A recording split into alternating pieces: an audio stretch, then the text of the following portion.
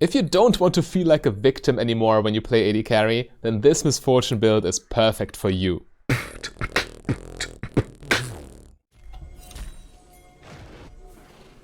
Okay, so the invade is coming.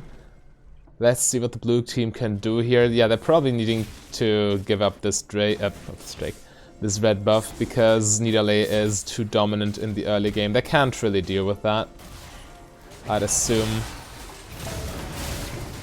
They still try. That's brave of them. Echo looking to... Oh, he actually won the smite fight. That's so perfect. What a head start. But Misfortune looks like she's about to die. Heal coming out. Flash. Oh, that perfect flash. That was very lucky for the blue team. Mainly the fact that Echo was still able to secure the red buff. Hello my fellow Misfortunates, and welcome to another high elo Misfortune analysis. This is, I think, Grandmaster on the Korean solo queue ladder. And, well, I think this game is quite interesting to look at because we actually see the Manamune Sanguine Blade build played in very high elo on a very competitive server. So, as you know, I mean, if you watch this channel on a regular basis, you definitely know that Manamune and Sanguine Blade are both top tier builds. The reason for this is mainly the insanely broken synergy between Presence of Mind and the item Mirror Mana, which ensures that your late game is just godlike. So, also Sanguine Blade is a big part of it, I think. Sanguine Blade is a very underrated item on AD carries in general, I think, but especially on Misfortune, as she can utilize the lethality and... Okay, so yeah, Nidalee just disengaged. As she can use lethality better than most other AD carries. So yeah, in this game we have the typical press the attack rune page, which is the correct choice with Manamune, I would guess. And yeah, so the build order is when you go for the Manamune Misfortune, you need Manamune early, and then you go for Sanguine Blade, and then usually for lethality items. However, after Sanguine Blade, you don't really need more damage. Well, you do need more damage, but you don't need pure damage items. You can buy semi-defensive attack damage items, and you're still fine. You can go for Edge of Night immediately, which is the meta, right? If you go for the Manamune build, you go Manamune, Sanguine Blade, Edge of Night. But it doesn't stop there. You don't need big damage items like Infinity Edge or something. For example, you could buy Guardian Angel if you need to, or Death Stance, or Morphle Mortius, which is the great strength of this build. Oh, come on, Nidalee, just give him a break. Yeah, Nidalee exerting her early game pressure for sure. But the blue team reacted in a timely fashion. So, again, when you go for a standard crit build, you are in this very awkward situation where you need 2 crit items to be effective. In Misfortune's case, both of these items need to be attack damage items, BF sword items, right? Because Zeal items are a little bit awkward on her. She needs attack damage. So with Misfortune, you need to go Essence Reaver Infinity Edge, spend all that gold before you can even think about itemizing defensively.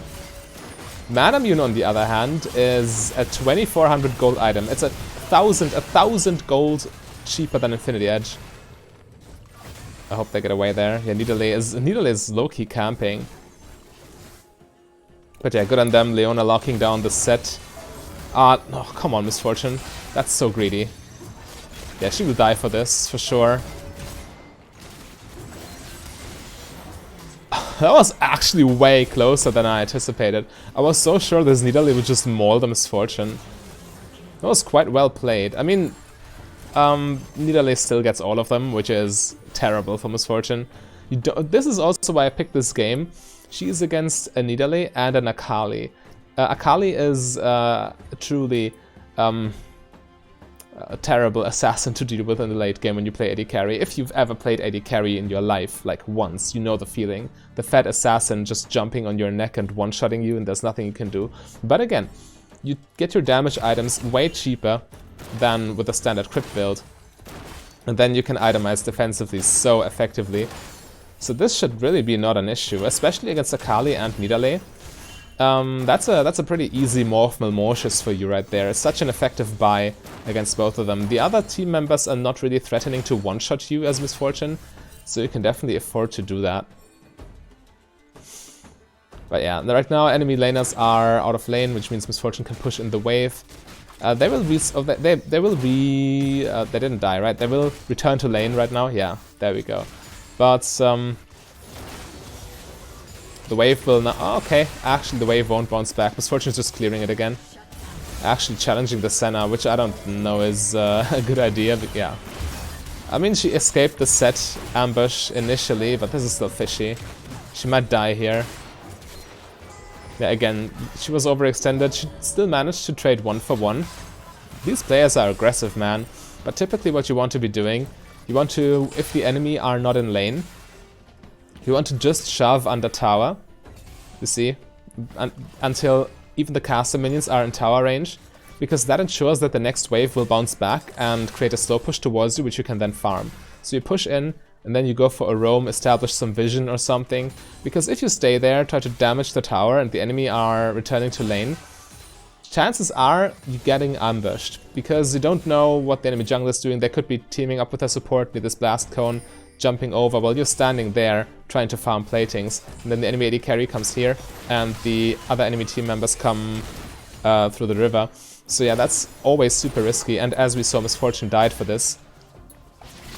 Ah, that was nasty. Yeah, I need to respect the set. This should be good for them, though. Okay, this was actually worse than I thought. Misfortune will probably die to the Akali now, right? She can definitely get dove. Senna with a huge experience advantage. Akali level 7, Misfortune level 4, Leona level 5, Leona level 4. That's just how it feels playing AD carry. You share experience, you level way more slowly than the enemy solo laners, and assassins are typically solo laners. I mean, think of Akali, Talon, I don't know, Echo even to some extent. Well, Echo jungle is obviously also a thing. Also Rengar jungle. Here we have a Rengar in the solo lane. But you know, you get the idea. You're always under-leveled playing AD carry. However, Misfortune didn't die here, because she got protected by her team. And she sees Akali's in the mid lane. Well, we don't know where the Nidalee is, and she's camping bots, but she knows Echo is nearby, so Echo can counter gank in the worst case. So yeah, this is a safe approach. But oh, I didn't mention this in the beginning. Typically, when you go for Manamune first, you don't start with the tier component. New players might think it's more intuitive to start with tier because you stack it right away and you get your transformation to mirror mana faster. However, tier is not, it's just mana, it's not a combat stat. You get incredibly weak when you buy tier. So what people used to be doing, they bought pickaxe first and then got the tier and the Manamune. But the meta has evolved even more. Nowadays, what I see a lot of people doing is they get Serrated Dirk first item before they even start building Manamune components. This obviously delays your Manamune power spike even more, but Serrated Dirk is such a strong early game item, it's ridiculous. It's coming up more and more for the Misfortune meta. It's also a trend I've been noticing, or I've noticed with the crit build, that people tend to go for Serrated Dirk first, then Essence Reaver, then Infinity Edge, instead of just outright going for Essence Reaver, Infinity Edge as fast as possible. Sometimes even finishing a full Ghost Blade before going for crit items. Well, with the crit build you can also, it's really up to you, or up to the game state and your playstyle. You can also just sit on the Serrated Dirk and upgrade it to Edge of Night in the mid game. That's also an option. Maybe even Umbral Glaive if you really need the vision control. But yeah, so you see the waves right now slow pushing towards Misfortune. She can't walk up to this wave because she risks dying to the minion aggro and to Set in the bush and to Senna. So she needs to wait under tower anyway until the wave crashes and she can farm it safely. So she uses that time to take the Krugs, maximizing her gold income. It's a very smart way of doing it. Also quite interesting that we see the Boots of Swiftness here. Normally you would go Berserker's Greaves. Swiftness boots are not too bad. I mean, they are 200 gold cheaper than the Berserker Greaves, and they help you with your rotations because obviously you're faster. Also, it might be because of the matchup, because Glacial Augment Senna slows you on essentially every auto attack, and Swiftness boots do have that slow resist passive. So this is I'm not sure if this Misfortune player does this every game. I haven't checked, but this might be matchup specific. Also against Ashe, Swifties are a good purchase because she also slows you with every auto attack. Leona eating both engaged spells here. Misfortune does have ulti though, but yeah, this is a little bit iffy because Leona is such low on HP.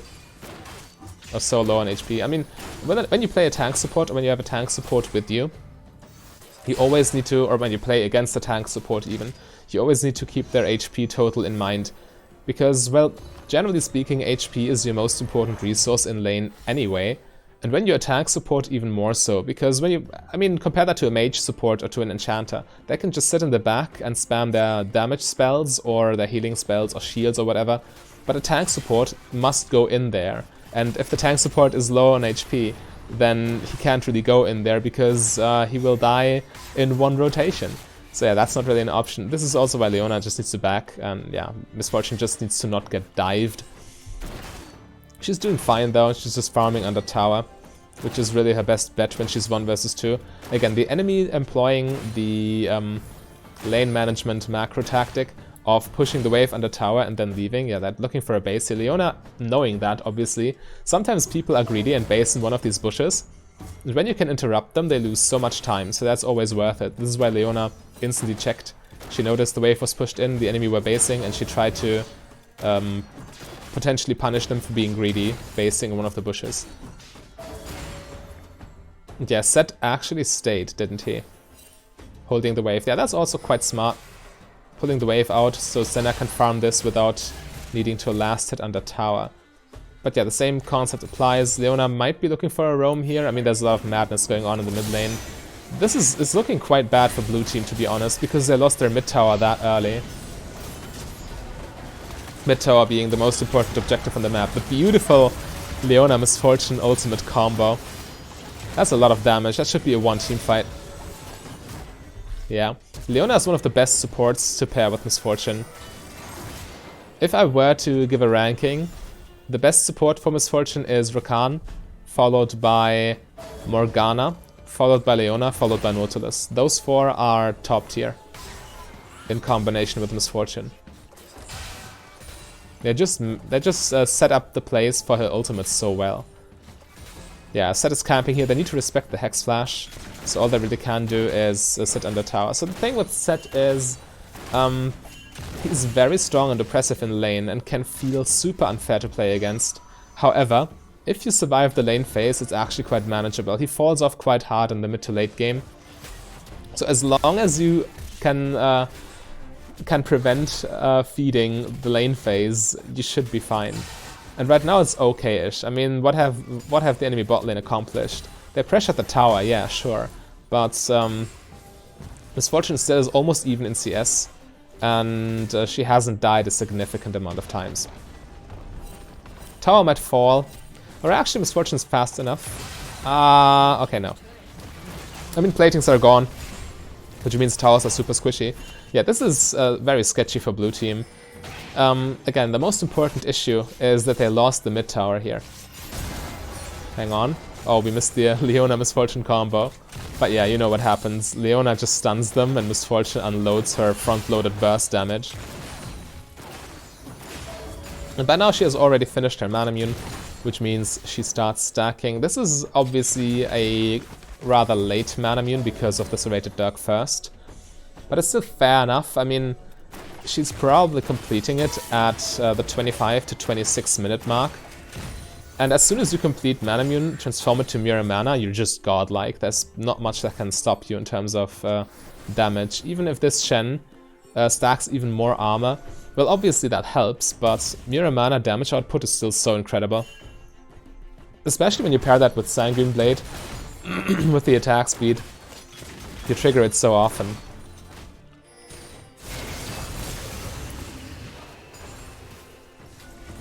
Again, it just looks like red team is steamrolling over the other lanes here. Mid lane difference is quite huge. Nice, good revenge kill. Yeah, this is getting shaky. Oh, nice, she got greedy. That cleanse is not going to save her. Good ulti. Yeah, you don't want to face check a Leona as an AD carry, definitely. Misfortune needs to run. There's no way they get this. But she didn't run. Okay, she still gets away though. Yeah, right. But yeah, the fact... I've tried to explain it twice now, but I just can't manage to. The fact that mid tower is gone already, it makes it so difficult for the blue team to pressure any jungle objective, because the minions are constantly pushing past the river, only being stopped here, which gives the red team a big source of vision. While at the same time... Okay, now they get it, because nobody is contesting it, but typically speaking, or generally speaking, when you're down a mid tower, it's quite difficult to be proactive. You need to play way more cautiously when mid tower is gone, because you're not very likely to see the enemy invading. So the number one task, or the most important task for the blue team here, is to take the enemy mid tower in return, so that disadvantage gets neutralized essentially.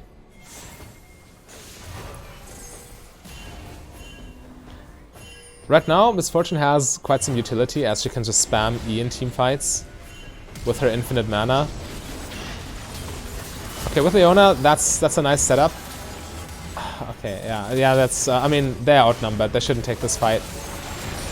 But the issue is, Misfortune is actually not that strong right now, because she does not, or has not completed her Sanguine Blade yet, and hasn't... Yeah, that's what I was afraid of. Akali just tower diving.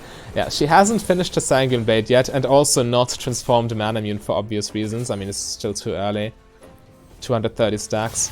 So yeah, that's a little bit of an issue. You need to play super defensively. You can't really 1v1 anyone when you go for Manamune Sanguine Blade and haven't even finished Sanguine Blade.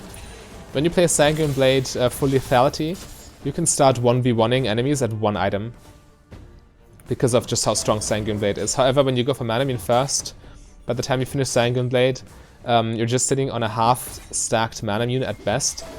And, there we see it, the Hex Drinker. The instant purchase against the Akali. I'd also recommend an Executioner's Calling because of Conqueror and Gunblade and Triumph and Ravenous Hunter and whatnot. But, I mean, Leona does have Ignite, and I guess they need to play around that. However, back to topic. When you play the Manamune version, you really need to wait until you get the transformation to Mirror Mana before you start dueling people. But I mean, then you're just insanely strong for the rest of the game. So that's definitely a valuable trade-off. Manamune is just so ridiculous as an item. Oh, this looks bad. Okay, enemy team not engaging. For a second I thought they would just be running it down the river. With Akali, she's so fed. Oh, that's a nice lockdown. Perfect. Extremely sloppy play from the Akali, but I mean, as blue team here, you take those. Take down the tower, yeah. Easy. Without Akali, that fight is definitely winnable. She was 7-2 at 20 minutes, so when she ambushes you, you have a problem. But yeah, she just got caught losing her team the fights. Red team's still ahead in gold though.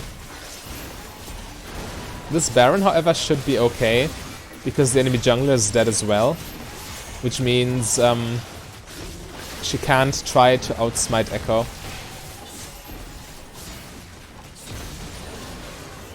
Okay, that was actually fishy. Echo did not smite whatsoever. But they got Baron, which is nice. Yeah, this is also a concept that many new players struggle with at first. When you take kills, that's actually not that impactful. You need to take a kill, and then you need to look what can you take on the map right after. You need to not only get the enemy off the map, but you also need to abuse the fact that they are off the map. So killing someone and then just recalling, buying items is super worthless. You need to kill them and then take an objective. A tower, a baron, or a dragon. Or an inhibitor for the sake of being complete here. But yeah, this is what you need to do. You need to always look for more. Snowball your lead. Don't just be satisfied with the 300 gold you just got, or the 850 in that case. But yeah, Misfortune can be way more daring now, because completed Sanguine Blade and Hex Drinker against Akali. But yeah, the safety of her support is still quite important. They're trying to trap them here. I'm not sure if Leona cleared vision beforehand. Ah, okay, there we go. Yeah, it didn't work out for them, but nice idea. I like it. Again, Misfortune positioning super carefully not to get caught by the... Oh, she still gets... okay, at least it's nice to know that it's not just me. But this happens to high elo Korean solo queue players as well. That they just get surprised by flash engages. Yeah, but Set's team could not capitalize, really. Ah, good job, man. And this should be a free Drake, shouldn't it? How much until... Yeah, so 500 stacks. Again, I would assume it's 25 to 26 minutes until it transforms. But yeah, now Dragon is taken. 4 enemies are still dead, so you obviously don't recall. You look to take more on the map, which means take this tower, take an extra wave, push into this tower, while your teammates are doing similar things in other lanes. Take as many objectives as you can. Now the enemy team is respawning, so this is where you need to go back. This is another mistake. At first, new players don't know that they need to take objectives. Then they are so focused on objectives that after killing, they just stay and push even further, not realizing all the enemies have respawned with a full health, full mana, and freshly bought items, and then they get revenge killed. So yeah, you need to know when to base, and the point where you need to base is when the enemy are about to respawn. So you don't take the chance of overstaying and getting revenge killed by them. But yeah, Misfortune now has completed the Morph Malmocious just to be extra safe against Nidalee and Akali. And an extra serrated Dirk here, which is probably going to become an Edge of Night, which is a fine purchase.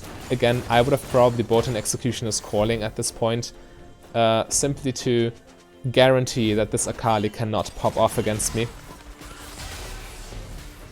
It's always against those champions that have the infamous 1v5 potential. Darius, for example, with the resets and the Conqueror and the Triumph. Also Katarina with her resets, Conqueror and Triumph. Akali, a similar thing, just an assassin that can drain tank you essentially. You want to prevent this. I feel way more at ease getting Executioner's Calling against those champions. But yeah, Baron buff expired. They did get quite a bit of value, I would say, but yeah, now that you no longer have the Baron minions, you need to play normally again. Misfortune should stick to Leona.